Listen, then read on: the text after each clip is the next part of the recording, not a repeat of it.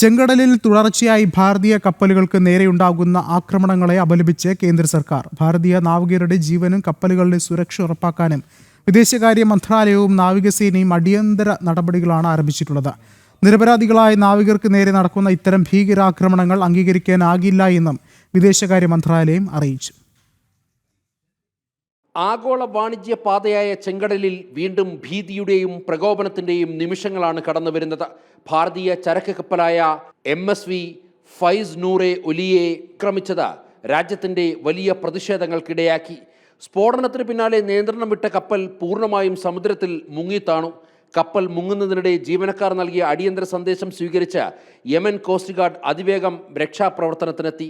കപ്പലിലുണ്ടായിരുന്ന 13 ഭാരതീയ നാവികരെയും ഒരു യമൻ പൗരനെയും സുരക്ഷിതമായി യമനിലെ മോഖ തുറമുഖത്തെത്തിച്ചു. ഭാരതീയ നാവികരെല്ലാം പരിക്കുകളില്ലാതെ സുരക്ഷിതരായിരിക്കുന്നുവെന്ന് വിദേശകാര്യ മന്ത്രാലയം സ്ഥിരീകരിച്ചു. അന്താരാഷ്ട്ര കപ്പൽ ചാലുകളിൽ നിരപരാധികളായ നാവികർക്ക് നേരെ നടത്തുന്ന ഇത്തരം ഭീകരാക്രമണങ്ങൾ അംഗീകരിക്കാനാകില്ലെന്ന് ഭാരതീയ വിദേശകാര്യ മന്ത്രാലയം വ്യക്തമാക്കി.